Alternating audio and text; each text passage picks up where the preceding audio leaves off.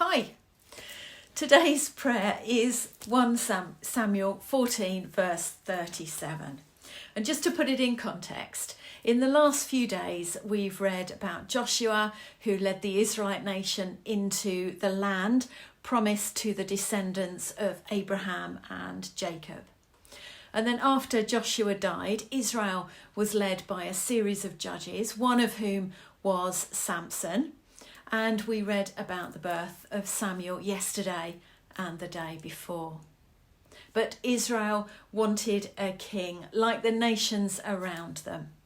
They are essentially rejecting God as their king. So on God's instruction, Samuel anoints Saul, and Saul becomes the first Israelite king. Saul is everything that you might want to look at in a king. He is young, he's the most handsome man around, and he was a head taller than anyone else. But Saul is a human and has flaws like any other of us. In our reading today, the Philistines have been doing their thing and fighting with Israel again. Saul is camping with a small army across a ravine from the large Philistine army. Saul's son Jonathan and his servant show tremendous faith in God and creep across the ravine in the night.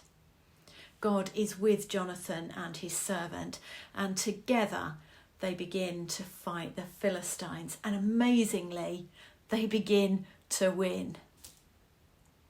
The noise of confusion in the Philistine camp draws the attention of Saul and his army. Saul tells the priest with him not to bother consulting with God about whether or not he should fight this battle. Saul says there is not time. And I suspect that he also doesn't want to allow someone else to claim a victory that could be his. Saul then turns to his men. He doesn't want any delays, so he makes them swear a vow that on consequence of death, they will not eat anything until the battle is won. And so they all head off and join the battle. But Saul has made two mistakes here.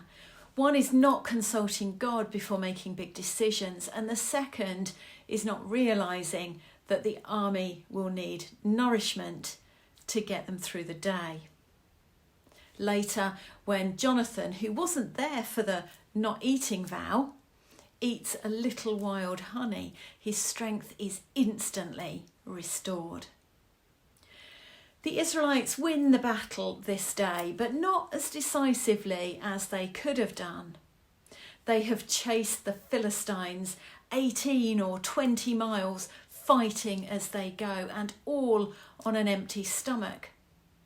When night falls and the vow no longer applies, the Israelite men begin to eat the cattle and sheep of the Philistines. But they are so tired, and they ignore the Israelite law concerned with how to prepare meat. Saul, so unconcerned about consulting God earlier, is now concerned that the men are sinning, and he insists that they do things properly. Saul is also now maybe aware of his earlier mistakes, because now that the men have eaten and are revived, he wants to continue fighting. He wants to fight through the night and chase that elusive, decisive victory he believes God will deliver. The men are all willing to follow Saul again, but the priest insists that God is consulted first. So Saul prays. He simply asks, "Shall I attack the Philistines? Will you give us victory?" On this occasion, God is quiet, so Saul wants to know who has sinned.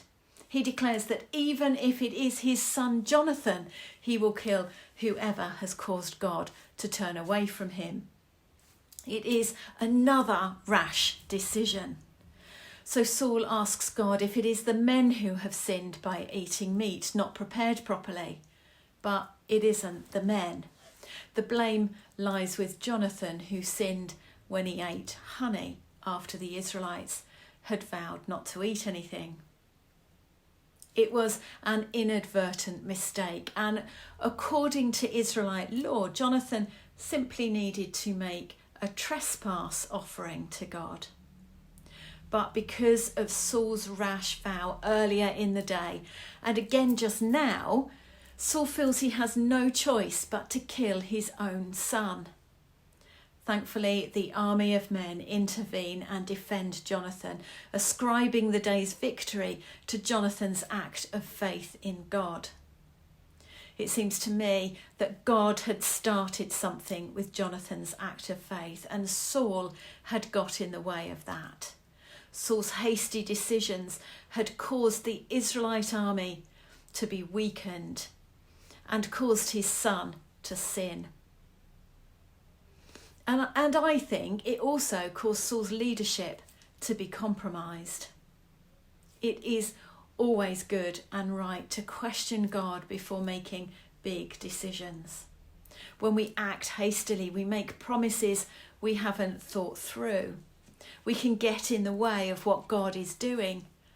Seeking God in prayer and talking with people we trust spiritually will help us make good decisions that align with God's purposes and stop us from getting in the way of Him doing incredible things. But it also occurs to me that on those days when we get up late or have a lot to do and we say to ourselves that we won't spend time with God right now, that we want to start our day immediately, that we are behaving just like Saul and getting in the way of God's plans for our day.